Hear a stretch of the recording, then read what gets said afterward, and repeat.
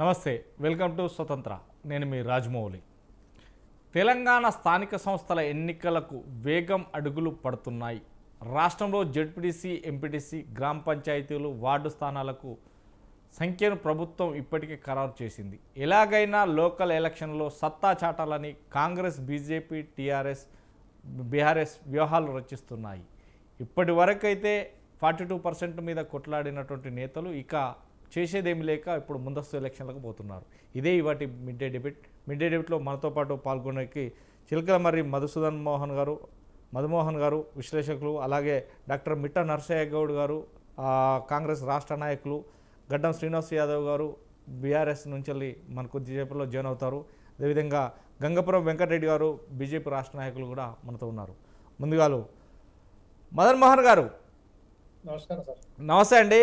ఇప్పుడు మొన్నటి వరకు అయితే చూసాం, బీసీలకు 42% రిజర్వేషన్ కల్పిస్తారా, లేదంటే ఇది కోర్టులకు వెళ్తారు, ఇది చెల్లదు, ఈ నేరం మళ్ళీ క్లోజ్ అవుతుంది అనేది ఒక సవిద్యలో ఉంది. కానీ ఇప్పుడు మాత్రం చూస్తే ఆల్టర్నేట్కు మాత్రం సుముఖంగా ఉన్న నేపథ్యంలోనే ఇప్పుడు 3 పార్టీలు తన రంగం ప్రవేశిస్తున్న నేపథ్యం ఉంది. ఎందుకంటే ఇక స్థానిక సంస్థల ఎలక్షన్లు ఎవరాపినా ఆగవు. ఈ నేపథ్యంలోనే మొత్తం అందరూ ఉరుకుల పరుగుల మీద జిల్లాలు, మండలాలు, గ్రామాలకు పయనిస్తున్నటువంటి సందర్భం ఉంది. అంటే ఎలా చూడొచ్చు? సార్ నమస్కారం. నా వాయిస్ క్లియర్ ఉందా సార్? వస్తుందా? యా కంటిన్యూ సార్, ఇందులో మీరు ఇప్పుడు 2 ప్రశ్నలు అడిగారు. ఒకటి 42% రిజర్వేషన్, ఇంకోటి పార్టీలు ఉరుకులు పరుగులు. పార్టీలు ఉరుకులు పరుగులు ఎత్తుల గురించి ఇంకా మిగతా 3 ఉన్నట్టున్నారు, వాళ్ళు మాట్లాడతారు సార్. ముందుగా ఈ 42% రిజర్వేషన్ గురించి ప్రస్తుత రాష్ట్ర ప్రభుత్వం చేస్తున్నటువంటి విషయం మీద ఒక్క నిమిషం మాట్లాడుతున్నా సార్. నేను ఒక అడ్వకేట్ గా 1 నిమిషం నాకు సమయం. బేసికల్ గా సుప్రీంకోర్టు కాన్స్టిట్యూషనల్ ప్రిలిమినరీ లా ఏంటంటే ఎట్ ఎనీ కాస్ట్ 50% రిజర్వేషన్ దాటొద్దు, ఇంక్లూడింగ్ ఎస్సీ, ఎస్టీ, ఓబీసీ అన్ని కలుపుకొని, అన్ని కంబైన్డ్ అనే వాడింది సార్ సుప్రీంకోర్టు. ఎప్పుడంటే 1992లో ఇందిరా సాన్వి వర్సెస్ మన యూనియన్ ఆఫ్ ఇండియా కేసులో క్లియర్ గా 50% ఎక్స్ట్రాడినరీ ఎక్సెప్ట్ కేసెస్ అయితే తప్ప, ఎక్స్ట్రాడినరీ అండ్ ఎక్సెప్ట్ 2 వాడింది సార్ సుప్రీంకోర్టు. నేను చెప్తున్న supreme court words, extraordinary except cases అయితే తప్ప ఈ 50% దాటొద్దు. ఇది మన దగ్గర ఓన్లీ తమిళనాడులో వాళ్ళు చెప్పగలిగింది, ఎందుకంటే ద్రవిడ వాళ్ళ లింగ్విస్టిక్ దానిలో పార్లమెంటు. ఇంకొకటి మీకు ఈ కేసులో ఏమవుతుందంటే 9th షెడ్యూల్ అనేది రాజ్యాంగంలో ఒకటి ఉంటుంది. 9th షెడ్యూల్లో ఉన్నటువంటి దాన్ని బేసిక్ ప్రిన్సిపల్స్ కోర్ట్స్ లో ఛాలెంజ్ చేయకూడదు. సో ఈ 9th షెడ్యూల్ ఒకటి వస్తుంది, ఇందిరా సాన్వి సుప్రీంకోర్టు జడ్జిమెంట్ ఒకటి అడ్డం వస్తుంది. ఇవన్నీ ఉండగా 42% రిజర్వేషన్ ఇస్తామని ఏదైతే అనడమో ఇది కేవలము ఒకటి రాజ్యాంగంలో ఉన్నటువంటి నిబంధనలను ఉల్లంఘించడం అయితేమో నా అభిప్రాయం. సరే, ఇప్పుడు ఎలక్షన్ పోతున్నా మీరు అన్నారు బీఆర్ఎస్ సిద్ధపడ్డది చేసేది, బీజేపీ సిద్ధపడ్డది, కాంగ్రెస్. అవునండి, బీఆర్ఎస్, కాంగ్రెస్, బీజేపీ కాకుండా ఒక సామాన్య నాలాంటి న్యాయవాది కావచ్చు, లేదంటే ఒక పత్రికా మీలాంటి వాళ్ళు కావచ్చు, ఎవరన్నా కోర్టు తలుపు తడితే ఈ రాజ్యాంగం యొక్క ఈ 42% రిజర్వేషన్ల విషయం ఏంటిది? 2021లో మహారాష్ట్ర తీసుకొచ్చిందండి. మహారాష్ట్ర లోకల్ కోటా అని 2021లో, సెకండ్ వేవ్ కరోనా అప్పుడప్పుడే తగ్గుతుంది, మీకు గుర్తుంటుంటది సార్. 2021లో మహారాష్ట్ర కోటా తీసుకొచ్చింది. అప్పుడు సేమ్ ఇదేలాగా జయశ్రీ లక్ష్మణ్ రావు గారు అనే వాళ్ళు కోర్టుకు పోయారు. అది reportable case. Jayashree Lakshman Rao versus state of మహారాష్ట్రలో ఏమంటదంటే రీఅఫర్మ్ చేసింది, ఎస్ ఇందిరా సాన్వి కేసు యొక్క జడ్జిమెంట్ ను ఎట్టి పరిస్థితుల్లో ఉల్లంఘించకూడదని చెప్పేసి మహారాష్ట్ర కోర్టులు కొట్టేసింది. లాస్ట్ 4 years బ్యాక్ అండి, 4 సంవత్సరాల క్రితం మహారాష్ట్ర కోటా కేసును కొట్టేయడం జరిగింది. నాకు తెలిసి మరి ఇవన్నీ తెలిసి చేస్తున్నారా, లేకపోతే న్యాయ వ్యవస్థను అవహేళన చేయాలని చేస్తున్నారా, లేకపోతే మేమైతే ఇచ్చాం కదా కోర్టులు చేయకపోయింది మేమేం చేస్తామని చెప్పి అనుకుంటున్నారా? ఇవన్నీ ప్రశ్నలకు కాలం సమాధానం చెప్తానే అనుకుంటున్నాను. ఎందుకంటే రేపు పొద్దున ఎవరన్నా ఒకరు కోర్టుకు పోతే ఫస్ట్ అండి, నాకు తెలిసి కోర్టు ఈ విషయంలో స్టే ఇవ్వడం అనేది చాలా సులభం. జడ్జిమెంట్ ఏమైతే వదిలిపెట్టండి, అంటే ఈ 42% తెలంగాణ ప్రభుత్వం ఇచ్చినటువంటి రిజర్వేషన్ యాక్సెప్ట్ అవుతుందా లేదా అనేది రెండో విషయం. కానీ ప్రిలిమినరీగా అంటే కేసు వేసినాడు స్టే మాత్రం ఇది 100% దొరుకుతుంది. ఒకసారి స్టే దొరికిందంటే మీకు తెలుసు అది ఎంత దూరం పోతుందో తెలుసు. కాబట్టి స్థానిక ఎన్నికల్లో పార్టీల యొక్క దానికన్నా ముందు అసలు ఎన్నికలు జరగడానికి రాజ్యాంగపరమైన, న్యాయపరమైన, చట్టపరమైన, కోర్టు పరమైనటువంటి ఇబ్బంది ఉంది. తెలంగాణ ప్రభుత్వం ఏ విధంగా దాటుతుంది? అనేది ఇవాళ చాలా మంది విశ్లేషకులు ఎన్నికల కోసం చూస్తే నవ్వొస్తున్నారు. అంటే వాళ్ళు ప్రయత్నాలు చేసుకుంటారు. అది ఈ ఎలక్షన్ అనేది ఇవాళ కాకపోతే రేపు ఎల్లుండి రావాల్సిందే. ఎందుకంటే ఇవాళ తెలంగాణలో ఉన్నటువంటి లీస్ట్ ప్రజాప్రతినిధి ఎమ్మెల్యే అండి. అంటే మీకు అర్థమైతే కావచ్చు. ఎమ్మెల్యే కన్నా తక్కువ ప్రజాప్రతినిధి ఎవరు లేరు. సింగిల్ విండో చైర్మన్ లేరు, జెడ్పీటీసీ లేరు, జిల్లా పరిషత్ చైర్మన్ లేరు, ఎంపీపీ లేరు, ఎంపీటీసీ లేరు, సర్పంచ్ లేరు. ఉన్నటువంటి లీస్ట్ ప్రజాప్రతినిధి ఎమ్మెల్యే. అంతకన్నా కింద ప్రజాప్రతినిధి లేరు. కాబట్టి పాలన వ్యవహారంగా జరగాలంటే 72వ కాన్స్టిట్యూషన్ మనకు చెప్తున్నది కదా. 72వ ఆర్టికల్ స్థానిక సంస్థలు ఉండాలి, 172వ ఆర్టికల్ ఇవన్నీ చెప్తున్నారు. స్థానిక సంస్థల యొక్క పరిపాలన లేకపోతే ఏ ప్రభుత్వం కూడా మనుగడ సాగించదు. కానీ దీనికోసం ఈ 42% అనేటువంటి తీసుకురావడమే ఒకటి కోర్టులో క్వశ్చన్ చేయడానికి, అంటే ఛాలెంజ్ చేయడానికి, ముందు లిటిగేషన్ అనేది ఫైల్ చేయడానికి రాష్ట్ర ప్రభుత్వం తనంతట తానుగా అవకాశం ఇచ్చింది. ఇట్ కెన్ బి ఛాలెంజబుల్, అంటే ఛాలెంజ్ చేయడానికి అవకాశం తీసుకొచ్చింది. కాబట్టి ఈ సవాల్ని ఎట్లా జరుగుతుంది, ఎట్లా ముందుకు పోతాయని చూసిన తర్వాత ఎలక్షన్ గురించి మాట్లాడుకుంటే బాగుంటుందని నా అభిప్రాయం.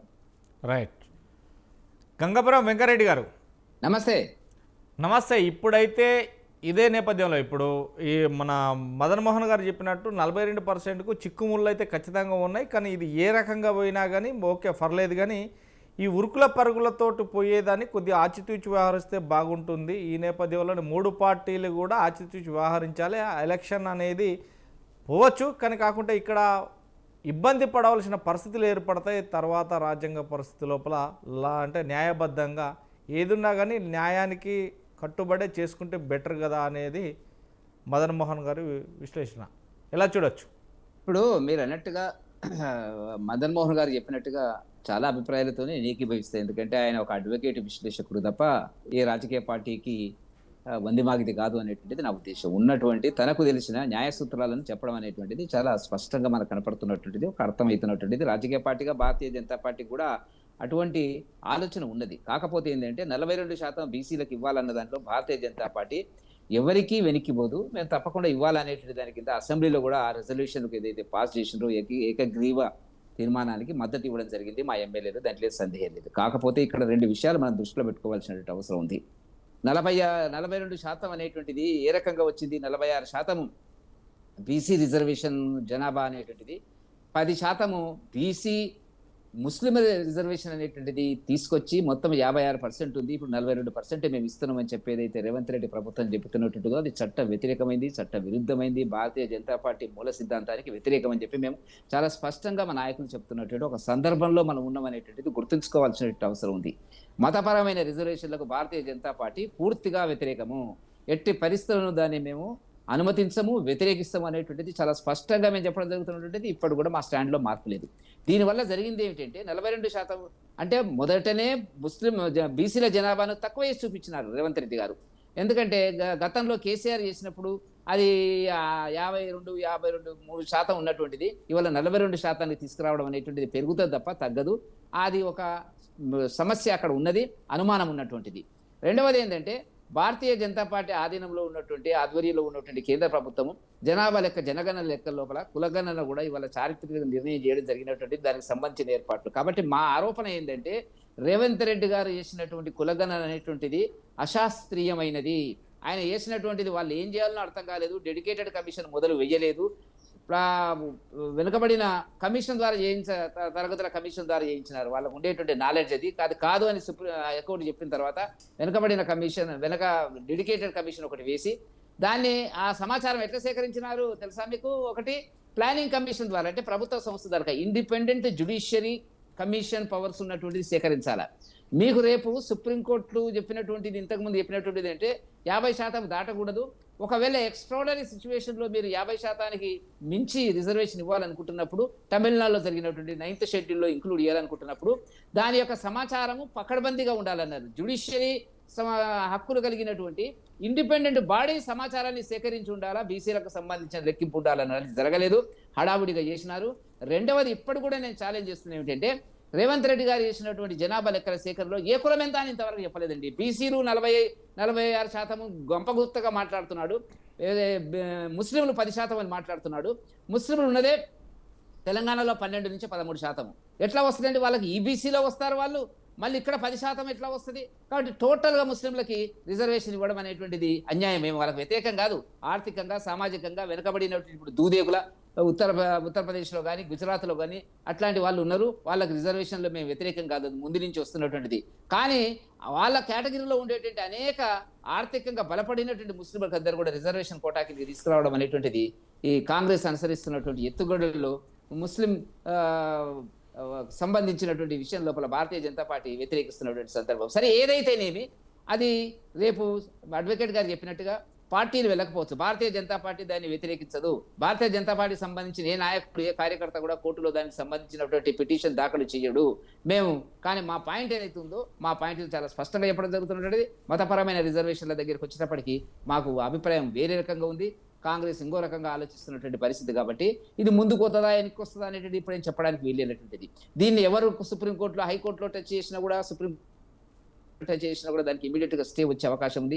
రాకూడదని కోరుకుందాము. ఆ 42% అనేటువంటి దాంట్లో కాకపోతే ఏంటంటే భారతీయ జనతా పార్టీ మతపరమైన రిజర్వేషన్కు మేము వ్యతిరేకము, దాంట్లో మేము సాఫీగా చెప్తున్నటువంటి అంశం కాబట్టి అది వ్యతిరేకము. ఆ వ్యతిరేకతను మా అనేక కోణాల లోపల మేము దాని గురించి ప్రజల్లోకి తీసుకెళ్తామనేది మాత్రం చాలా స్పష్టంగా ఉంది. కాకపోతే మా ప్రయత్నాలు మాకు నడుస్తున్నాయి. గత కొంతకాలంగా 15 రోజులుగా మాకు వర్క్ షాపులు నడుస్తున్నాయి ఎన్నికలకు సంబంధించి, మా కార్యకర్తలకు సంబంధించి. ఇవాళ రంగారెడ్డి జిల్లాకు సంబంధించినటువంటి doctor Lakshman MP OBC chairman మాకు శంషాబాద్లో క్లాసులు దానికి సంబంధించి ఏర్పాట్లు మేము మా జాగ్రత్తలు మేము ఉన్నాము. ఏది ఏమైనప్పుడు కూడా భారతీయ జనతా పార్టీ వచ్చేటువంటి స్థానిక సంస్థల లోపల బ్రహ్మాండంగా సీట్లు సంపాదించాలనేటువంటి వ్యూహము మిట్ట నరసయ్య గారు చెప్పండి. నరసయ్య గారు క్లారిటీ ఉంది. మనం చూసినాం కదా, ఈ నేపథ్యంలోనే ఉరుకుల పరుగుల మీద గ్రామ పంచాయతీలు కావచ్చు, మండలాలు కావచ్చు, జిల్లాలు కావచ్చు, అధికారులతో పాటు నాయకులు కూడా ఇప్పుడు జిల్లాలకి అంకితం అవుతున్నట్టు మనం వింటున్నాం.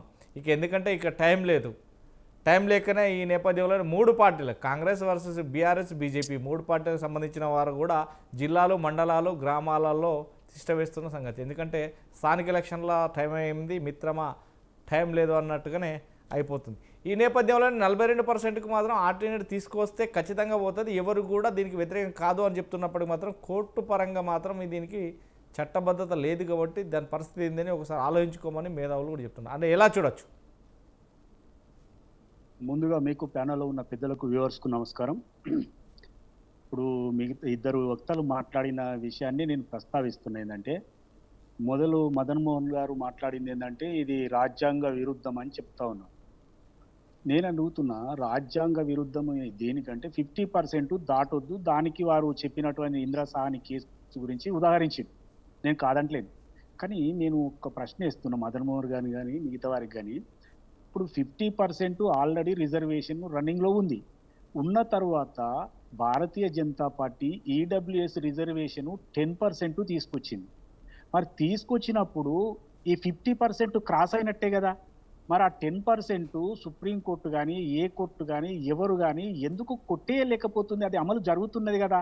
అంటే దీని అర్థం నేను చెప్పదలుచుకున్న విషయం ఏంటంటే, వెన్ ఇట్ ఈజ్ ఎక్సెప్షనల్, అవసరమైనప్పుడు, ఎంపెరికల్ డాటా ఉన్నప్పుడు, ఈ అంటే రాజకీయ సమీకరణాలు కాకుండా సామాజిక సమీకరణాలను లెక్కలోకి తీసుకున్నప్పుడు చేయొచ్చు అనేదే దాని అర్థం. కాబట్టి ఆల్రెడీ 50% అనేది క్రాస్ అయిపోయింది. ఇక 50% క్యాప్ అనేది మర్చిపోవాలి మనం. ఎందుకంటే 69% తమిళనాడులో ఉంది. తమిళనాడులో ఎందుకు వచ్చింది తెలుసా? అక్కడ ఎంపెరికల్ డాటా లేకపోతే ఈ 50% ఇంద్రసాన్ కేసు కాదు. మీరు కనుక 9th షెడ్యూల్లో పెట్టకపోతే మీ గవర్నమెంట్కి ఉపసంహరించుకుంటాం కాబట్టి వాళ్ళు 9th షెడ్యూల్లో పెట్టారు. అంటే రకరకాల కారణాల వల్ల. కానీ నేను అనేది ఏంటంటే, ఇప్పుడు భారతీయ జనతా పార్టీ సెంట్రల్లో ఉంది, వారు 50% దాటిన తర్వాత 10% రిజర్వేషన్ ఈడబ్ల్యూఎస్ రిజర్వేషన్ తెచ్చిరు. అది అమలు అవుతుంది అన్ని రాష్ట్రాలలో. ఎట్ ద సేమ్ టైం ఇవాళ కాంగ్రెస్ గవర్నమెంట్ ఇచ్చినటువంటి హామీ ప్రకారం వాళ్ళు లెక్క చేసినాము. తర్వాత 42% రిజర్వేషన్ ఇస్తావును. ఆ ఫైలు జిష్ణుదేవ్ వర్మ దగ్గర ఉన్నారు. నాకు తెలిసి దాన్ని ఖచ్చితంగా ఆమోదిస్తారని అనుకుంటున్నాను. ఎందుకంటే ఆమోదించకపోతే ఇక్కడ పుట్టగతులు ఉన్నాయి కాబట్టి ఖచ్చితంగా జిష్ణుదేవ్ వర్మ ఆమోదిస్తాడు. అదేవిధంగా భారతీయ జనతా పార్టీ కూడా ఏకగ్రీవానికి వాళ్ళు అనుమతించారు. కాబట్టి అసెంబ్లీలో కూడా వాళ్ళు మద్దతు ఇచ్చారు. సరే, వాళ్ళకు ఉండే పార్టీ పరంగా వాళ్ళకు ఉండేటి ఉంటాయి, అవి వేరే విషయాలు. ఇప్పుడున్న ప్రస్తుత పరిస్థితులలో సెప్టెంబర్ 30 లోపల మనం ఎన్నికలు జరుపుకోవాలి కాబట్టి 42% ఆల్రెడీ ఆర్డినెన్స్ తీసుకొస్తున్నాం. కాబట్టి ఆర్డినెన్స్ వాళ్ళు పాస్ చేస్తారా ఫెయిల్ చేస్తారా అనేది మనకు తొందరలోనే తెలుస్తూ ఉంది. జిష్ణుదేవ్ వర్మ గారు కూడా లీగల్ ఒపీనియన్ తీసుకుంటా ఉన్నారు.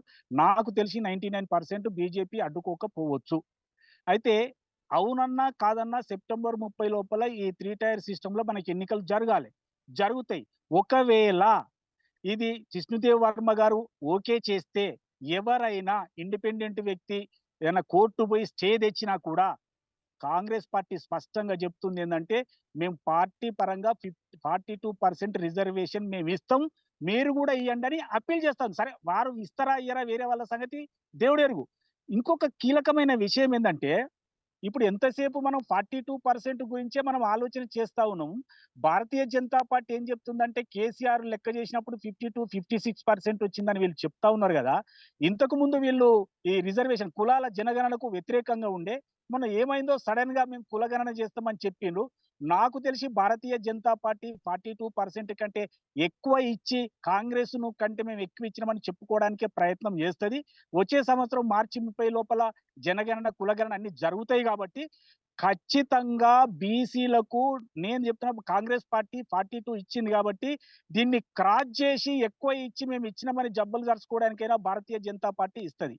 కానీ నేను వేసే క్వశ్చన్ ఏంటంటే నిన్న మొన్నటి వరకు ఈ భారతీయ జనతా పార్టీ నాయకులు మాట్లాడిన మాటలు ఏంటంటే అరే ఇక్కడ ఓసీలు ఉన్నోళ్ళు పక్కకు పోతే బీసీలు అయినరు, ఇక్కడ బీసీలు ఉన్నోళ్ళు పక్కకు పోతే ఎస్సీలు అయినరు, ఏ రకంగా చేస్తామంటే కులగణన అని చెప్పినటువంటి భారతీయ జనతా పార్టీ నాయకులు వాళ్ళు ఒప్పుకోవడం అంటేనే బీసీలకు మంచి రోజులు వచ్చినాయి అనేది మనం స్పష్టంగా అర్థం చేసుకోవచ్చు.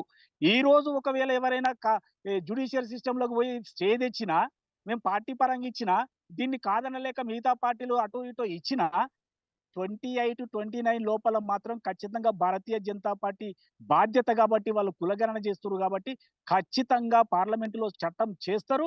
దాన్ని 9th షెడ్యూల్లో పెడతారు కాబట్టి కొద్దిగా అటు ఇటుగా బీసీలకు మాత్రం ఖచ్చితంగా న్యాయం జరుగుతుంది. దానికి పునాది వేసింది మాత్రం కాంగ్రెస్ గవర్నమెంట్ అనేది స్పష్టంగా చెప్తా ఉన్నా. ఇంకా మరొక విషయం ఏంటంటే ఇప్పుడు ఎన్నికలు జరుగుతాయి. ఎన్నికలు జరిగితే ఎవరికి ఎక్కువ వస్తాయి ఎవరికి తక్కువ వస్తాయి అంటే ఎవరి లెక్కలు వాళ్ళు వేసుకుంటా ఉన్నారు. నేను అనుకోవడం ఏంటంటే కాంగ్రెస్ పార్టీ వర్సెస్ మిగతా పార్టీలన్నీ కూటమి కట్టే అవకాశం కనిపిస్తా ఉంది. అయినప్పటికీ కూడా 90% మోర్ దాన్ 90% మేమే స్వీప్ చేయబోతా ఉన్నాం. కాబట్టి కాంగ్రెస్ పార్టీకి అనుకూలంగా పవనాలు వీస్తా ఉన్నాయి. స్థానిక సంస్థల ఎన్నికలలో మేమే 100కు 100 వచ్చిన పెద్ద ఆశ్చర్యపోవాల్సిన అవసరం లేదు. ఎందుకంటే బీఆర్ఎస్ గల్లంత అయిపోయింది. బీజేపీ ఏం ఆలోచిస్తుందో తెలియదు. వాళ్ళు దీనికి మోకాలు అడ్డుతారా జిష్ణుదేవ్ వర్మ ద్వారా, లేదు అంటే ఓకే చేసి పైన మోకాలు అడ్డుతారా, ఏది చేసినా వాళ్ళకు మైనస్ అవుతుంది. కాబట్టి ఇప్పుడిప్పుడే పార్టీ ఇక్కడ పెరగాలనుకుంటారు, అధికారంలోకి రావాలనుకుంటారు కాబట్టి భారతీయ జనతా పార్టీ కూడా ప్రజలకు వ్యతిరేకంగా బీసీలకు వ్యతిరేకంగా పోతుందని మాత్రం నేను అనుకోవడం లేదు. ఖచ్చితంగా కాంగ్రెస్ పార్టీ ఏదైతే హామీ ఇచ్చిందో అది మేము అమలు చేసి తీరుతాం. భారతీయ జనతా పార్టీ కూడా ఖచ్చితంగా అసెంబ్లీలో కనుక మద్దతు ఇచ్చినట్టు ఖచ్చితంగా వీళ్ళు మద్దతు ఇచ్చి తీరాల్సిందే. కాబట్టి బీసీలకు వచ్చే నష్టం ఏమి లేదు. బీసీలు ఖచ్చితంగా వాళ్ళు 42% రిజర్వేషన్ తీసుకుంటారు. అది కూడా పెరిగే అవకాశం ఉందని నేను స్పష్టంగా చెప్తా ఉన్నా. ఎందుకంటే కాంగ్రెస్ పార్టీని దాటి ఇచ్చినామని బీజేపీ చెప్పుకోవాలి కాబట్టి 2026 ఇది మార్చి 30 లోపల వీళ్ళు కులగణన జనగణన చేస్తారు కాబట్టి ఆ తర్వాతనైనా వీళ్ళు పెంచే అవకాశం ఉంది. వారు చెప్పేది ఏంటండి మోర్ దాన్ 50% బీసీలు ఉన్నారంటే మోర్ దాన్ 50% బీసీలకు ఇచ్చే అవకాశం కూడా మనం తోసిపుచ్చలేం. రెండో ముఖ్యమైన విషయం ఏంటంటే వీళ్ళు ముస్లింలను కలిపితే మేము ఇయ్యము, ముస్లింలకు మేము వ్యతిరేకం అంటే నేను ఒక్కటే అడుగుతున్నా, గుజరాత్ లో మీరు ముస్లింలకు రిజర్వేషన్ ఇచ్చిందా లేదా, మిగతా దగ్గర మీరు ఇచ్చిందా లేదా, దూదేకులలో అయితే ముస్లింలు గారని అంటే ముస్లింలలో పసమంద ముస్లింలని వాళ్ళని విడదీసి పడగొట్టడానికి మీరు ప్రయత్నం చేస్తున్నారు తప్పితే ముస్లింలు ఏంటంటే వాళ్ళు మనుషులే కదా, వాళ్ళకు కూడా మీరు ఇస్తా ఉన్నారు కదా. బీసీ కోటలో కొందరికి ఇచ్చినప్పుడు మిగతా వాళ్ళకి ఎందుకు ఇయ్యరు? కాబట్టి నేను ఒకటే అడుగుతున్నా, నువ్వు బీసీ కోటాలు ఇస్తావా ఈబీసీ కోటాలు ఇస్తావా డిసైడ్ చేయి. కానీ ఖచ్చితంగా ముస్లింలైనా బీసీలైనా ఎవరికైనా ఖచ్చితంగా ఇవ్వవలసిందే. కాంగ్రెస్ పార్టీ ఒకసారి మాటిస్తే ఖచ్చితంగా అమలు చేస్తుంది. 42% మేము ఖచ్చితంగా అమలు చేస్తాం. ఎవరైనా కోర్టు పోయి స్టే తెచ్చినా పార్టీ పరంగా ఇస్తామని స్పష్టంగా ముఖ్యమంత్రి గారు ప్రకటించారు కాబట్టి బీసీలకు వచ్చిన నష్టం లేదు. ఎవరు శత్రువులు ఎవరు మిత్రులు అనేది అతి త్వరలో తెలుస్తుందని మాత్రం చెప్పదలుచుకున్నాను. మదన్ మోహన్ గారు, మనం చూస్తే ఇప్పుడు అన్ని పార్టీలు సంయుక్తంగానే ఉన్నాయి. ఈ నేపథ్యంలోనే ఆల్టర్నేట్ తీసుకొచ్చిన తర్వాత గవర్నమెంట్కు సపోర్ట్గానే మొత్తం మీద 3 పార్టీలు ఆల్టర్నేట్ తీసుకొచ్చినాక అది పాస్ అవుతుంది. ఈ నేపథ్యంలో 42%కు వెళ్తారు అందరు గ్రామ పంచాయతీ. ఇంకా మనం 42% కంటే గ్రామ పంచాయతీ ఎలక్షన్లు దగ్గర జరిగి కూడా లోకల్ బాడీ ఎలక్షన్లు అయిపోయి సంవత్సరం దాటిపోయింది. ఈ నేపథ్యంలో ఈ నెలలో వెళ్ళాలంటూ కూడా హైకోర్టు ఉత్తర్వులు జారీ చేసింది. ఈ నేపథ్యంలోనే కులగణన ఇవన్నీ జరిగిన నేపథ్యంలోనే వార్డుల విభజన కూడా జరిగింది. ఈ నేపథ్యంలోనే ఒక్కొక్కరు కూడా గ్రామ పంచాయతీలు, తండాలు కావచ్చు, మండలాలు కావచ్చు, జిల్లాలు కావచ్చు వెళ్తూ ఉన్నారు. దానికి షెడ్యూల్ ప్రకారం కూడా పెట్టేది ఏదైతే గ్రామ పంచాయతీలకు వచ్చేసి మండల పంచాయతీలకు వచ్చేసి నియోజకవర్గాలు జడ్పీటీసీలకు వచ్చేసి స్టేట్ వ్యవహారంగా చూస్తుంది అన్నట్టు కూడా పెట్టారు. ఇదే నేపథ్యంలో ఒక్కొక్క పార్టీ తమ విధానాలుగా ముందుకెళ్ళాలి అంటే ప్రజలకు ఎలా ముందుకెళ్ళగలుగుతారు, ఎవరెవరి విధానాలు ఎలా ముందుకెళ్తారు అనుకోవచ్చు. సార్ ఇప్పుడు నరసయ్య గౌడ్ గారు చెప్పిన ఒక విషయమే నేను ఏకీభవిస్తున్నా. బీసీలకు ఎట్టి పరిస్థితుల్లో కులం ప్రకారం వాటా రావాల్సిందే, అందులో ఏమాత్రం సందేహం లేదు. అయితే ఇందుకు ఒకటి కావాల్సింది ఏంటంటే, నేను స్వతంత్ర ఛానల్ సాక్షిగా నేను మీ ద్వారా అన్ని పార్టీలకు ఒక విజ్ఞప్తి ఏంటంటే, మన దగ్గర ఉన్నటువంటి రాజకీయాలు ఏమైందంటే కేంద్రం అంటే రాష్ట్రానికి, రాష్ట్రం అంటే కేంద్రానికి పడకపోవడం. ఇది ఎన్టీ రామారావు దగ్గర నుంచి ప్రారంభమైంది అనుకుంటారు. కేంద్రం ఒక మిథ్య. ఇప్పుడు పార్లమెంట్ ప్రాసెస్లో జరగాలి. 9th షెడ్యూల్ అనేది 100% పార్లమెంట్ దానిలో జరగాలి. భారతీయ జనతా పార్టీ సిద్ధంగా ఉన్నది. భారతీయ జనతా పార్టీ కేంద్రంలో అధికారం ఉన్నది. ఆబ్వియస్లీ భారతీయ జనతా పార్టీకి అక్కడ మెజారిటీ ఉన్నది. భారతీయ జనతా పార్టీ, కాంగ్రెస్ ఈ రెండు తలుచుకుంటే పార్లమెంటులో చేయడం పెద్ద సమస్య కాదు. అప్పుడు ఒకవేళ రాజ్యాంగంలో 9వ షెడ్యూల్లో కనుక పెడితే it can not be challenge in any courts అనేది మనం ఒకటి చూస్తాం. అయితే దానికి కూడా ఒకటి ఉందండి, రాజ్యాంగంలో ఉన్నటువంటి 9వ షెడ్యూల్లో ఉన్నది కూడా హౌ ఇట్ ఛాలెంజ్ అనే exemption. Every law is having an some exemption అండి. మీరు ప్రతి లా చూసుకోండి. ఇప్పుడు 50% లా దాటొద్దు, దానికి ఎగ్జంప్షన్ ఉంది. అట్లనే 9th షెడ్యూల్లో ఉన్నదాన్ని క్వశ్చన్ చేయొద్దు, దానికి కూడా మళ్ళీ ఒక ఎగ్జంప్షన్ ఉంది. కాబట్టి దీన్ని బీసీలు ఎంతైతే రాజ్యాంగం మనకు ఈ కులగణన అనుకుంటారా, లేకపోతే సెన్సెస్లో అనుకుంటారా, లేకపోతే ఇంకో రకంగా అనుకుంటారా, ఎంతైతే బీసీలు ఉన్నారో 100% అంత జరగవలసిందే, అంత వచ్చి తీరవలసిందే. ఆ తీరిన తర్వాత నేను అనేది ఏంటంటే, ఒక రాజ్యాంగం పరమైనటువంటి, న్యాయపరమైనటువంటి, చట్టపరమైనటువంటి చిక్కులు ఉండగానే ప్రభుత్వం ఏదన్నా హడావిడిగా ముందరికి పోతున్నదా అనే ఒక సందేహము మేధావి వర్గంలో ఒకటి వస్తుంది. అంటే ఇది ఎవరైనా ఛాలెంజ్ చేయవచ్చు కదా. ఇప్పుడు పార్టీలు, ఇప్పుడు వెంకటరెడ్డి గారు చెప్పిన భారతీయ జనతా పార్టీ సిద్ధమని చెప్పినారు, నరసయ్య గౌడ్ గారు చెప్తున్నారు కాంగ్రెస్ పార్టీ ఇచ్చి తీరుతా అని చెప్తున్నారు. మరి ఇచ్చి తీరుతున్నప్పుడు ఇన్ని పార్టీలు ఒప్పుకున్నాక ఏదన్నా ఒక ఇన్ని ఇండిపెండెంట్ పర్సన్ లేదా ఒక ఇండిపెండెంట్ ఎవరో ఒకరు కోర్టుకు పోతే రేపు పొద్దున మా పార్టీలన్నీ ఒప్పుకున్నాయి కదా అంటే కోర్టు ఒప్పుకునేటువంటి అవకాశం లేదు కదా. కాబట్టి 2018 డిసెంబర్లో గ్రామ పంచాయతీ ఎన్నికలు జరిగినాయి. 2019 జూన్లో ఎంపీటీసీ ఎలక్షన్ జరిగినాయి. 2020 జనవరిలో మున్సిపల్ ఎన్నికలు జరిగినాయి. 2020 ఫిబ్రవరిలో పిఎస్సి సహకార సంఘ ఎన్నికలు జరిగినాయి. అన్ని జరిగి కూడా 6 సంవత్సరాలు దాటిపోయింది. దాటిపోయిన తర్వాత కేవలం 42% అనేటువంటి అంశం మీద ఆగిపోతా ఉన్నది. దీన్ని ప్రభుత్వం ఓవర్కమ్ చేయాల్సినటువంటి అవసరం ఉన్నది. తక్షణమే 3 టైర్ సిస్టంలో ఈ ఎన్నికలు జరగాల్సినటువంటి ఎన్నికలు జరగాలి. ఎన్నికలు జరగకపోతే ఏదైతే స్థానిక సంస్థల్లో ప్రజాప్రతినిధులు ఉండారో అప్పుడు స్థానికంగా పరిపాలన కుంటుపడతాయండి. ఒక మంత్రి వచ్చి లైట్లు పెట్టడం కానీ, మోరు తీయడం కానీ, డ్రైనేజీలు చేయించడం కానీ చేయించలేదు. మున్సిపల్ చైర్మన్ లేకపోతే సర్పంచ్ చేయించాలి. కాబట్టి రాజ్యాంగంలో ఉంది ఈ 3 టైర్ సిస్టమ్. ఈ 3 టైర్ సిస్టాన్ని కేవలం 42% అనేటువంటి రిజర్వేషన్ కారణంగా ఇన్ని రోజులు ఆగిపోయింది కదా.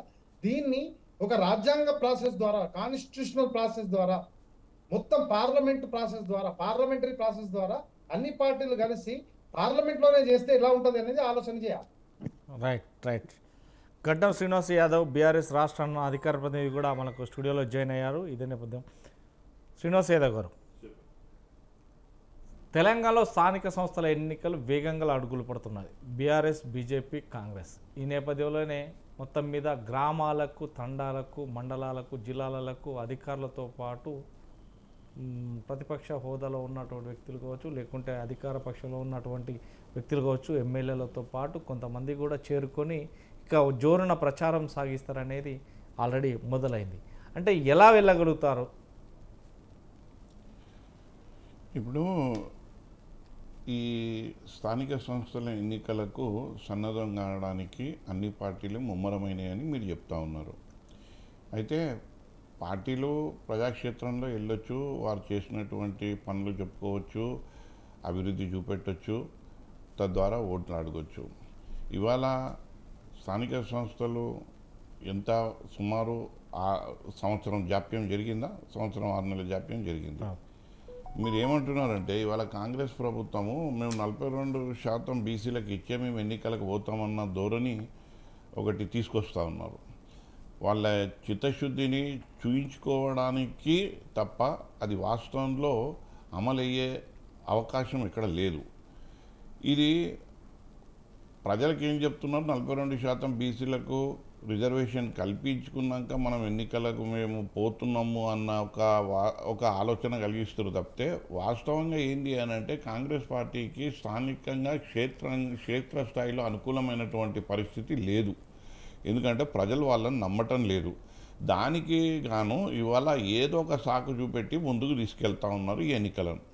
ఇంకోటి 42% రిజర్వేషన్ ఆర్డినెన్స్ జారీ చేసి తూతూ మంత్రంగా కంటి తుడుపు చర్యగా అది ఏంది అని అంటే ఏ రకంగానూ కోర్టుల నిలువనైనటువంటి ఆర్డినెన్స్ని తీసుకొని వచ్చి ఇవాళ 42% మేము ఇస్తున్నాము అని ఏదో జబ్బలు ఎగరేసుకుంటూ ఇవాళ ప్రజాక్షేత్రంలో వాళ్ళ యొక్క ఉనికిని చాటుకుంటున్నారు.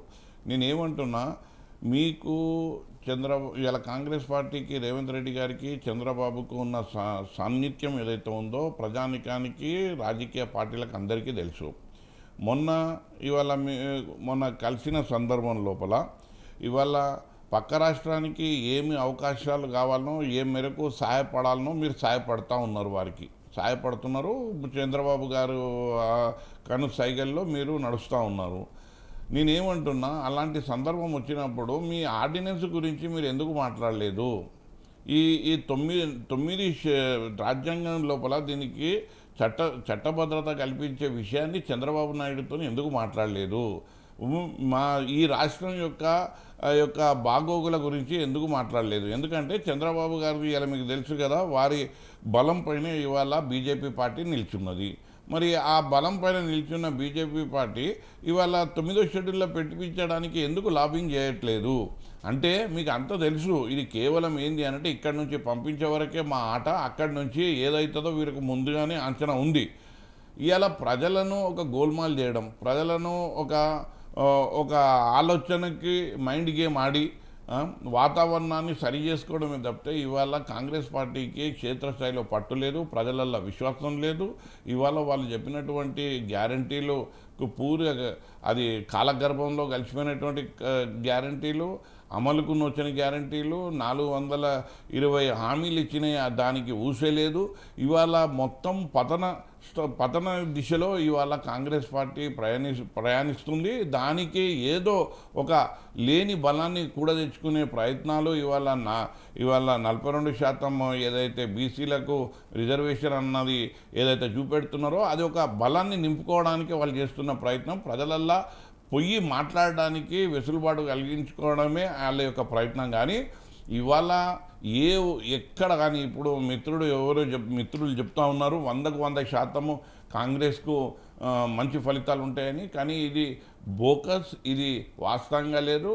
కాకపోతే కాంగ్రెస్ పార్టీ నాయకులు కార్యకర్తలు చెప్పొచ్చేమో కానీ ప్రజలల్లా ఎవరైతే మీకు గ్రామీణ స్థాయిలో ఎక్కడైతే గ్రామాలలో మీకు ఏదైతే విశ్వాసంతో మీకు నమ్మి ఓటేసిర్రో వాళ్ళను పూర్తిగా వెన్నుపోటు పొడిచిర్రు, వాళ్ళ ఆశల మీద నీళ్లు జల్లిండ్రు.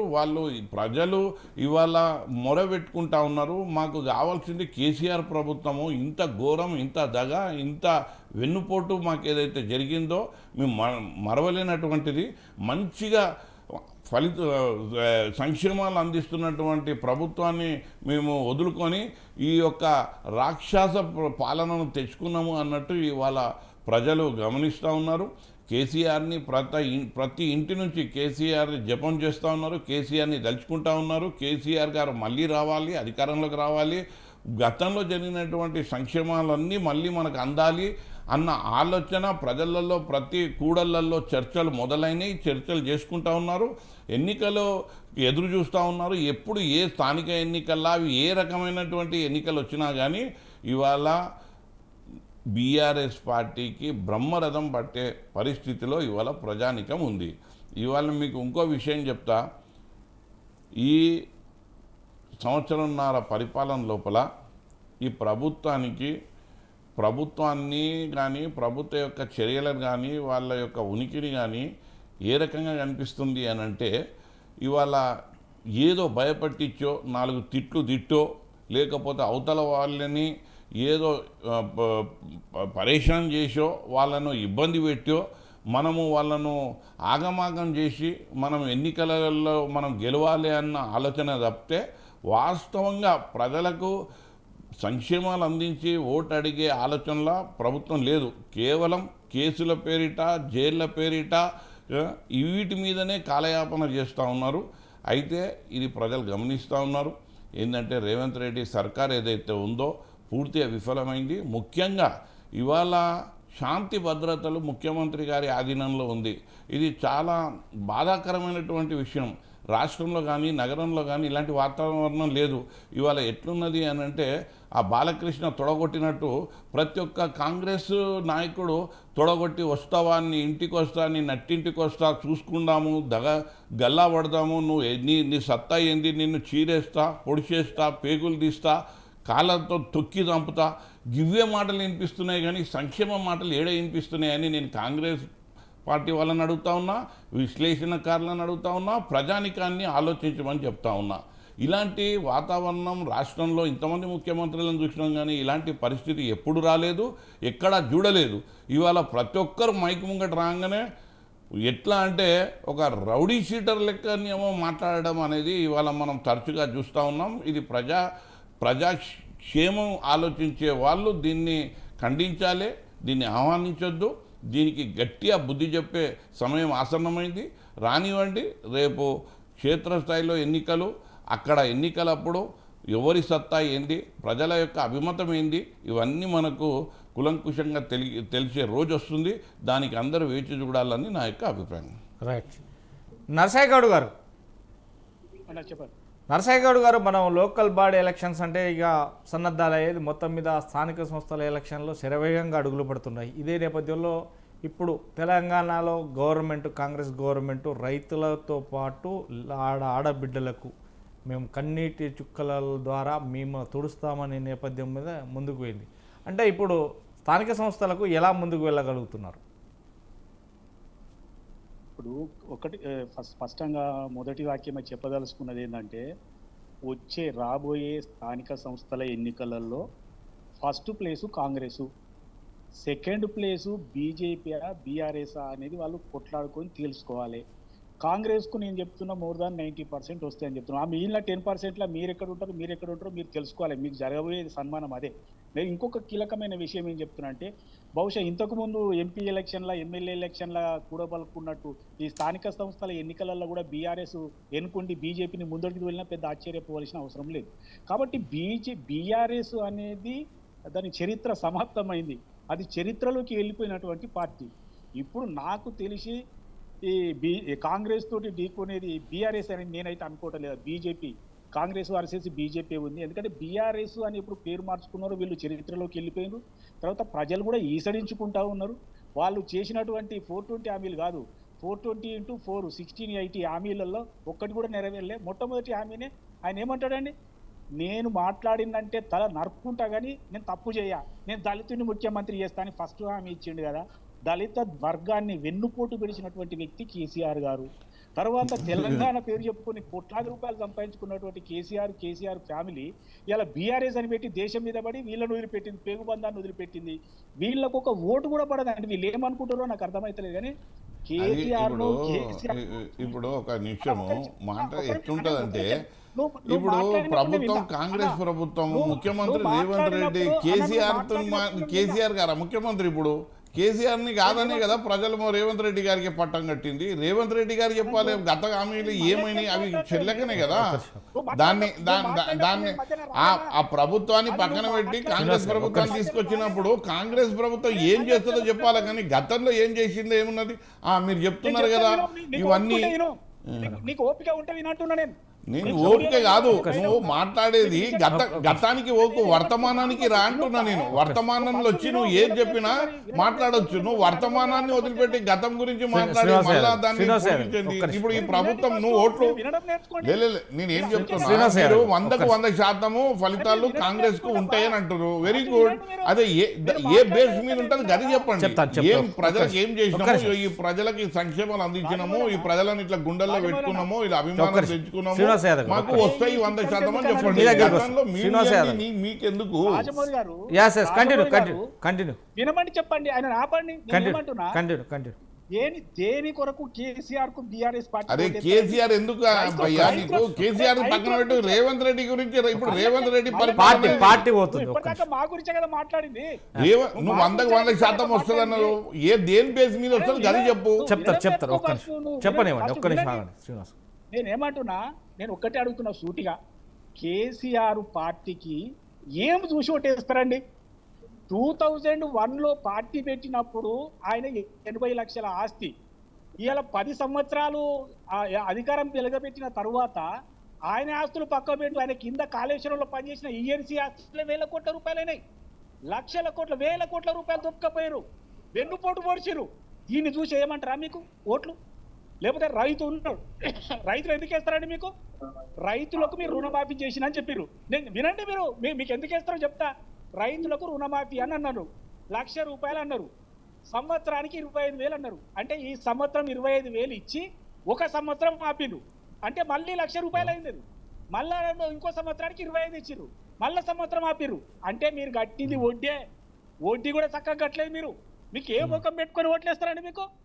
రైతులకు నేను ఇంకో మాట చెప్తా వినండి. 2017లో కేసీఆర్ సభ పెట్టి ఏం మాట్లాడారు? నన్ను దేవుడు ఇందుకే తోలిండు కావచ్చు, నేను రైతుల పట్ల ప్రేమతోటి ఉంటా, ఇది అదని చెప్పి ఈ రైతులు ఉపయోగించేటువంటి 23 లక్షల మెట్రిక్ టన్నుల యూరియా పొటాషియం ఫ్రీగా ఇస్తానని చప్పట్లు కొట్టుకున్న కేసీఆర్ ఎక్కడ పోయిండని? ఒక్క బస్తా యూరియా ఒక్క బస్తా పొటాషియం ఎవరికన్నా ఇచ్చిండా? రైతులను నిండా ముంచాడు.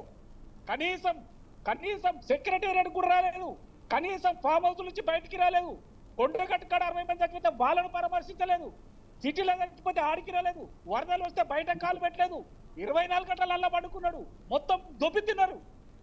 దేనికి వేయాలండి మీకు ఓటు?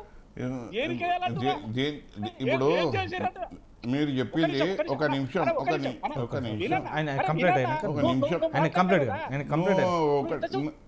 శ్రీనివాస్ గారు ఆయన మొత్తం కంప్లీట్. రెండో విషయం చెప్తా. బీసీ బంద్ అన్నాడన్నా, ఎవరికన్నా బీసీ బంద్ ఇచ్చిర్రా? ఎస్టీ బంద్ అన్నాడు, ఎవరికన్నా ఇచ్చిర్రా? దళిత బంద్ అన్నాడు, 4 మండలాలల్లా కొంతమందికి ఇచ్చిర్రు. ఒకటి అక్కడ ఎన్నికలు ఉన్నాయి కాబట్టి 20,929 యూనిట్లు ఇస్తామని చెప్పి సగం ఇచ్చిండు.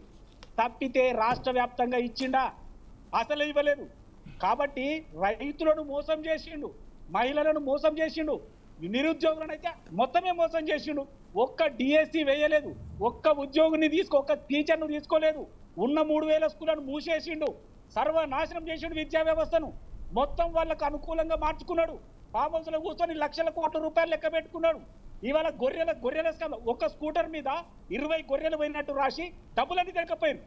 ఇట్లాంటివన్నీ మీరు చేసేది ఈ ఫార్ములా ఈ కార్ రేస్ లో తినడమే, తర్వాత ఏ కాళేశ్వరంలో తినడమే, ఇసుకలో తినడమే, మైనింగ్ లో తినడమే, మాట్లాడితే తినడమే. హెచ్సిఏలో కూడా ఇప్పుడు అది కాదండి. ఇప్పుడు నేను ఒక నిమిషం చెప్తా. ఇప్పుడు మీరు నరసయ్య గారు కన్ఫ్యూజ్ అయిపోయాడు. మనం ఏదైతే స్థానిక ఎలక్షన్లకు కాంగ్రెస్ పార్టీ ఏ విధంగా వెళ్తుంది? అదే చెప్తాను. అయితే నేనేమని అంటున్నా, కాంగ్రెస్ పార్టీ 18-19 నెలలు అయింది వచ్చి, అందులో 3 నెలలు ఎన్నికలకు పోయినాయి. మేము స్పష్టంగా చెప్పినాం, మేము అధికారంలోకి వస్తే 42% రిజర్వేషన్ ఇస్తాము అని మేము చెప్పిన తరువాత భేషజాలకు పోకుండా అందరి ఆలోచనలు తీసుకొని, అందరి సూచనలు తీసుకొని, డెడికేటెడ్ కమిషన్ వేసి ఎంపెరికల్ డాటా తీసుకొని, ఇవాళ లాస్ట్కు అది అంటే అసెంబ్లీ లేదు, అంటే నడుస్తలేదు కాబట్టి మేము ఆర్డినెన్స్ తీసుకొస్తున్నాం. ఆర్డినెన్స్ కి అందరూ అన్ని పార్టీలు కూడా ఓకే అన్నాయి. ఎవరైనా ఇండిపెండెంట్ వాళ్ళు పోతే అప్పుడు చూద్దాం, చూసినా కూడా మేము అది కాదండి, నాకు అర్థం కాదు. ఆర్డినెన్స్ మీద వస్తుందా అండి? ఆర్డినెన్స్ మీద వస్తుందా? ఎవరైనా పోతే ఎవరు పోతే చూద్దామంటే అర్థమైంది. అంటే మేము బీసీల రిజర్వేషన్ 34% నుండి 23కు తగ్గించినప్పుడు ఎక్కడ పోయారు మీరు అంటున్నా? మీ మాటలలోనే చిత్తశుద్ధి లేదు. మీరు ఏం చేయగలుగుతారు? మీరే చెప్తున్నారు ఆర్డినెన్స్ ని పంపిస్తాం, ఎవరైనా కేసు కోర్టుకు పోతే చూద్దామంటారు. కోర్టుకు పోతే చూస్తే నువ్వు పోయి ఆపుతావా మధ్యలో? ఏమో ఇవన్నీ ఏంటంటే ఇంకా ఎన్ని రోజులు? ఇప్పుడు 1.5 సంవత్సరం అయిపోయింది. ఇదే గోల్మాల్ ఆటలు, ఇదే కంటి చేతిలో ఉన్నటువంటి అన్ని పనులు చేసినాం. ఆల్రెడీ ద్రౌపది ముర్ము దగ్గర ఫైల్ ఉంది. ఇవన్నీ కంటి తుడుపు చర్యలు, ఇవన్నీ నరసయ్య గారు మళ్ళీ మీ దగ్గరికి వస్తా. మీరే 11% తగ్గించారు కదా. కాబట్టి మేము అంటున్నాం స్థానిక సంస్థల ఎన్నికలలో మెజారిటీ స్థానాలు మేము గెలుచుకోబోతా గెలిచి ఇవాళ ఎక్కడన్నా ఇప్పుడు భయ్య ఒక చౌరస్తా మీద పోయి ఒక సాయంత్రం పూట కూడళ్ళల్లో పోయి ఒక 5 నిమిషాలు కూర్చోవే, ప్రజలు ఏం మాట్లాడుకుంటారో తెలుస్తుంది. ఎంతసేపు మా ముఖ్యమంత్రికి కొమ్ము కాసుకుంటూ మాట్లాడితే ఎట్లా? ముఖ్యమంత్రి కొమ్ము కాసుకుంటూ మాట్లాడితే ఎట్లా? ఒక్కసారి చూడు వెంకరెడ్డి గారు, అన్ని వెంకరెడ్డి గారు, అన్ని మంచిగానే వెంకరెడ్డి గారు అన్ని అనుకుంటే నువ్వు తృప్తి పడతావేమో, ఫలితాలు అట్లా తృప్తి పడయి. గంగాపురం వెంకరెడ్డి గారు, ప్రజలు తృప్తి పడది. వెంకరెడ్డి గారు నా వాయిస్ నడుతుందా? ఇప్పుడు రాజమౌళి గారు, యా కంటిన్యూ. చర్చ అనేది పక్కదోన పట్టినటువంటి పరిస్థితి కనపడుతున్నటువంటిది. ఇవాళ మీరు పెట్టిన చర్చ ఏంటంటే స్థానిక సంస్థలు 42%, దానికి సంబంధించినటువంటి అంశాల మీద మాట్లాడమంటే కాంగ్రెస్ బీఆర్ఎస్ నాయకులు ఏవేవో మాట్లాడుకుంటున్నారు. అది మేమే గెలుస్తాం అంటే ఎవరు గెలుస్తారు అనేది ప్రజలు తెలుస్తారు. దాన్ని ఎవరైనా కూడా అంగీకరించాలి. మేము 90% గెలుస్తాము, 10% మీరా వాళ్ళ అనేటువంటి లెక్కలు ఇవన్నీ ఎందుకు. కానీ ఎన్నికలు ప్రజలు ఒక నిర్ధారణకు వచ్చిండ్రు. ప్రజలు గత ప్రభుత్వం మీద రెండే మాట చెప్తాను, నేను ఎక్కువ రాజకీయాలు మాట్లాడాను. గత ప్రభుత్వం చేసినటువంటి అరాచకాలు, అవినీతి, కుంభకోణాలు అదే పద్ధతి లోపల ప్రస్తుత కాంగ్రెస్ గవర్నమెంట్ కూడా చేస్తుంది. ఇన్ని కేసులు చెప్పినాడు కదా మన డాక్టర్ నరసయ్య గౌడ్ గారు.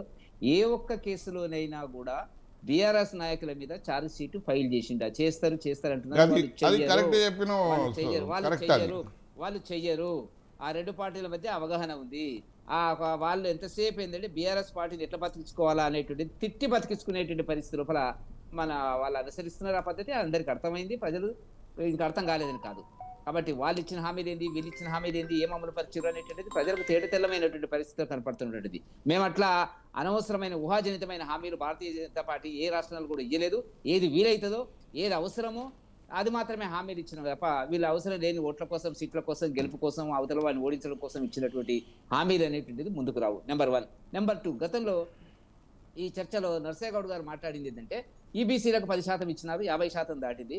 మిత్రులకు తెలియాల్సినటువంటి అవసరం ఏముందంటే 10% అనేటువంటిది ఓవర్ అండ్ అబోవ్ ఈ కోటాలో ఉన్నటువంటిది మాత్రం గుర్తుపెట్టుకోండి.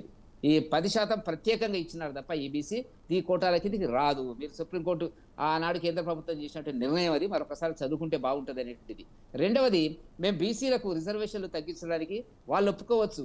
వాళ్ళ ఆదర్శాలు బీసీల అభ్యున్నతి గురించి, సమాజం గురించి మేము అనేది చెప్తున్నారు. కామారెడ్డి రిజల్యూషన్ చెప్తున్నారు కదా. మేము బీసీలకు 42%, కేవలం బీసీలకు మాత్రమే 42% రావాలని మేము కోరుకుంటున్నాం. కేవలము దాంట్లో ముస్లింలు ఉండడానికి వీల్లేదు అంటే ఏదో చెప్తున్నారు. ముస్లింలు ఎక్కడికైతే రాష్ట్రాలు దూదేకులు అట్లాంటి దాంట్లో మాకు అభ్యంతరం లేదు. కానీ మొత్తం ముస్లింలు 12%, జనాభాకి 10%, మరొకసారి చెప్తున్నా, తెచ్చినటువంటి ఘనత వాళ్ళకి దక్కుతుంది. కాబట్టి భారతీయ జనతా పార్టీ సిద్ధాంత రీత్యా రాజకీయ పరిస్థితులను దృష్టిలో పెట్టుకుని మేము వ్యతిరేకిస్తాము అనేటువంటి మాత్రం చాలా స్పష్టంగా చెప్తున్నటువంటి ఒక అంశం. ఇప్పుడు 42% మీరు అంటున్నారు. 42%కి కేంద్ర నాయకత్వంతో ఒక ప్రెస్ రిలీజ్ చేయండి, ఆర్డినెన్స్ పెడతాం, 9 షెడ్యూల్లో పెడతామని. ఏం చెప్తున్నారండి మీరు? ఏం మాట్లాడుతున్నారు? ఏంది మళ్ళా మతతత్వ మాటలే మాట్లాడతారు, మతతత్వ మాటలు మాట్లాడతారు. మీరు ఇంతవరకు ఒక బీసీ నాయకుని, వర్కింగ్ ప్రెసిడెంట్ అయినా కనీసం బీసీ నాయకుని అరే వర్కింగ్ ప్రెసిడెంట్ చేసినంత మాత్రం బీసీ ప్రధానమంత్రి ఉన్నాడు, అందరు బీసీలు బాగున్నారా అండి? మాట్లాడే హక్కు మీకు లేనే బీసీ ప్రధానమంత్రి ఉన్నాడు, మరి బీసీలు అందరూ సంతోషంగా ఉన్నారా అంటున్నా? ఉందా ఇచ్చిండ్రా? ఎవరికైనా మెయిన్ పోస్ట్ లో ఉన్నారా? అదే మెయిన్ పోస్ట్ లో ఉన్నదే. ఇప్పుడు సరే, ఇప్పుడు బీసీ ప్రధానమంత్రి ఉన్నాడు, ఆర్డినెన్స్ లో పెట్టి చట్టం తీపిరు కదా. చట్టం తీపి రాదు నీకెందుకు? నువ్వు బీసీ ప్రధానమంత్రి ఉన్నాడు, బీసీకి మీరు ఏం చేసిందండి ఆమె ఇంతకాలం? ఆ మాట్లాడితే కూడా నింటాడా? మాట్లాడితే నేనేమంటున్నా అంటే బీసీలకు జరగవలసిన న్యాయం జరగాల, దానికి భారతీయ జనతా పార్టీ కట్టుబడి. కేంద్రంలో అధికారంలో మీరుండి కలిసి మా టీవీలో కూడా మాట్లాడితే ఏమొస్తుందండి? మాకు నమ్మకం లేదు. చట్టం చేపింది కదా, పక్కడగందిగా లేదు. మేము చేయబోతున్నాం డేటా ఒక ఇండిపెండెంట్ బాడీ ద్వారా చేస్తున్నాము. ఆ తర్వాత నరసయ్య గౌడ్ గారు అన్నట్టుగా బీసీలకు రేపు వచ్చేటువంటి ఎన్నికల్లో కానీ భవిష్యత్తులో కానీ సరైన న్యాయం జరుగుతుంది బీసీలకు అనేటువంటి మాత్రం మేము చాలా స్పష్టంగా చెప్పదలుచుకున్నాము. ఎప్పుడు సరైన డేటా అది జరుగుతుంది. కాబట్టి మేము ఇప్పుడు వాళ్ళు నువ్వు ఎంతసేపు మాట్లాడతావు? ఇప్పుడు మేమంటున్నది ఏంటంటే, ఇప్పుడు కాంగ్రెస్ గవర్నమెంట్ 42% ఇస్తా అంటుంది. ఇయ్యనేయండి, మేము మాకు అభ్యంతరం లేదు. ఎట్లా ఇస్తారో ఇస్తే మేము మద్దతు ఇస్తాం దానికి సంబంధించి. అంతేగాని మీకోసం 9వ షెడ్యూల్లో పెట్టాలా ఇప్పుడు అనేటువంటిది కాదు. అది దానికి ఒక చరిత్ర ఉంది. సుప్రీంకోర్టు ఇచ్చినటువంటి దాంట్లో ఏంటంటే నేను ఇంతకుముందే చెప్పాను, ఇండిపెండెంట్ జ్యుడిషియరీ కమిషన్ ద్వారా క్షేత్రస్థాయిలో బీసీ లెక్కలు చేసినట్టయితేనే ఆ ఎక్సెప్షనల్ కేసులు మాత్రమే సెక్షన్ 9వ దాంట్లోకి వస్తుంది తప్ప మిగతా రావడానికి వీల్లేదు అనేటువంటిది. అదంతా జరగలేదండి ఇక్కడ. నేను అంటున్నా కదా, రేవంత్ రెడ్డి గారు వేసిన సర్వేలో చెప్పమనండి, రెడ్డిలు ఎంత, యాదవులు ఎంత, పద్మశాలీలు ఎంత, మరి ముదిరాజులు ఎంత చెప్పమని చెప్పండి. ఇంతవరకు చెప్పిండే చెప్తే మీరు చెప్పండి. నేను ఇంక్లూడింగ్ రాజమౌళితో గారితో సహా అడుగుతున్నా. మీ సారి చేసింది అంతే, ఒకరోజు చేసి ఏం చెప్పండి. గతంలో తమిళనాడులో రైట్, ఇట్లనే రైట్, ఒక్క చేశారు.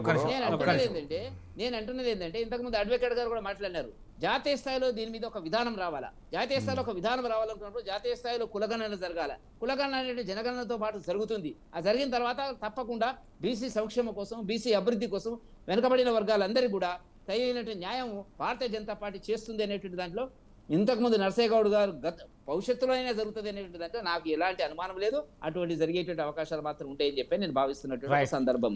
శ్రీనివాస్ యాదవ్ గారు, సార్, ఇప్పుడు ఏం చెప్తారు వీళ్ళంటే, మేము బీసీలకు అండగా నిలుస్తామంటారు, 42% రిజర్వేషన్ ఖచ్చితంగా రావాలంటారు ఎవరు, కాంగ్రెస్ వాళ్ళు. కానీ ఆర్డినెన్స్ పైనే వాళ్ళు ఆధారపడి ఉంటారు. బీజేపీ వాళ్ళు ఏమంటారు, మాకు బీసీ ప్రధానమంత్రి ఉన్నాడు, మేము బీసీ రిజర్వేషన్ని పూర్తిగా అమలు చేస్తాము, అయితే దీనికి చేసినటువంటి పద్ధతి కరెక్ట్గా లేదు. మళ్ళా అంటే ఆయన అర్థం ఏంటి అని అంటే, ఆయన ఒప్పుకుంటలేడు బీసీ జనాభాను ఇంత ఉంది, 56% బీసీ జనాభా ఉంది అంటే లేదంటాడు. ఇంకా అందులో సాకులు వెతికి అందులో లెక్కలల్లో గోల్మాల్ చేసి అసలు బీసీలే లేరు, వీళ్ళకు రిజర్వేషన్లు ఎందుకు అన్న మాట అర్థం వచ్చే విధంగా వారు మాట్లాడుతున్నారు బీజేపీ వాళ్ళు. ఇవాళ ఒక్కటేనండి, మీరు మాట్లాడుతున్నారు అదే ఏదో విధానాలు చెప్తున్నారు మీరు, చట్టాన్ని 9 ఇప్పుడు పార్లమెంట్లో మొత్తం రాజ్యాంగాన్నే మార్చాలి అన్న మాట మాట్లాడుతున్నారు మీరు. కాదు, బీసీలు 42% ఇవ్వాలంటున్నాము, ముస్లింలను కలపకండి అంటున్నాము. అరే మీరు ఇక్కడికేని రాష్ట్ర నాయకత్వాన్ని, కేంద్ర ప్రభుత్వాన్ని, ప్రధానమంత్రి బీసీ ప్రధానమంత్రిని బీసీ కోటా మాకు రిజర్వేషన్ ఇయ్యమని ఎందుకు ఉత్తరం రాస్తలేరు, ఎందుకు అడుగుతలేరు, ఎందుకు 9వ రాజ్యాంగంలో 9వ షెడ్యూల్లో ఎందుకు పెట్టాలని అడుగుతలేరు? ఇప్పుడు ఈ స్వతంత్ర టీవీ ముంగడ చెప్తే కాదండి, రాష్ట్ర నాయకత్వం ఏం చెప్తున్నది, రాష్ట్ర నాయకత్వం ఏం మాట్లాడుతుంది, ఏం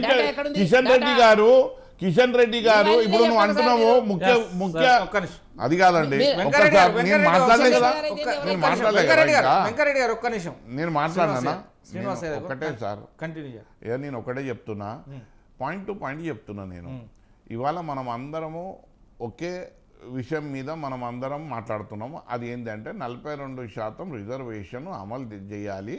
అది క్షేత్రస్థాయిలో నాయకత్వం, ఇవాళ ఎన్నికలు జరుగుతూ ఉన్నాయి కాబట్టి క్షేత్రస్థాయి నుంచి నాయకత్వానికి మనం అందించాలి. అక్కడ మనం బీసీలకు ఈ ఎన్నికలలో మనం అందించినట్టయితే రాష్ట్రంలోనే ఒక విప్లవం క్రియేట్ అయ్యే విధంగా మనకు ఉంటుంది, చైతన్యం వచ్చే విధంగా, బీసీలకు చైతన్యం వచ్చే విధంగా మనము వారికి ఒక నాయకత్వాన్ని బలపరిచినట్టు ఉంటుంది అన్నది ఇవాళ మనం అందరం నమ్ముతున్నాం. అయితే నేను ఏం చెప్తున్నా, దీంట్లో చిత్తశుద్ధి కరువు అవుతుందండి. వాళ్ళు అదే అర్థం చేసుకుంటలేరు. ఇవాళ కాంగ్రెస్ వాళ్ళు ఏమంటారు, ఆర్డినెన్స్ మీదే మేము పోతాము, ఎవరైనా కోర్టుకు పోతే చూద్దాము అని అంటారు. వీరేమంటారు, అసలు బీఆర్ఎస్ పార్టీల ముఖ్య పదవులలో బీసీలే లేరు అని అంటున్నారు. అవును, మీరు అన్నది కరెక్టే. మరి బీసీ ప్రధానమంత్రి ఉన్నప్పుడు తెప్పిండి కదా, మరి ఇక్కడ రాష్ట్ర నాయకత్వం లేఖ రాయండి కదా. మరి అక్కడ రేవంత్ రెడ్డి గారు మొన్న ఇప్పుడు పక్క రాష్ట్రానికి ఏం కావాలనో అన్ని సమకూర్చిర్రు. మరి మీరేం తెచ్చుకోవాలనో అది కూడా చంద్రబాబుతో లాబింగ్ చేయించి 42% 9వ షెడ్యూల్లో పెట్టిపించే ప్రయత్నం ఎందుకు చేయలేదు? ఆ విషయం ఎందుకు చర్చ రాలేదు? మీకు చిత్తశుద్ధి ఉంటే చంద్రబాబుతో మీరు శాలువా కప్పుకున్నప్పుడే ఈ మాట చెప్పాలి కదా. బీఆర్ఎస్ పార్టీకి 9th షెడ్యూల్కు సంబంధం లేకున్నా కానీ ఆర్డినెన్స్ తీసుకొస్తే మేము మద్దతు ఇస్తాము, న్యాయ నిపుణులతో తెలుసుకున్న తర్వాతనే నేను మద్దతు తెలుపుతున్నా అని కల్వకుంట్ల కవిత గారు కూడా చెప్పడం జరిగింది. అంటే దాన్ని ఎట్లా చూడొచ్చు మరి?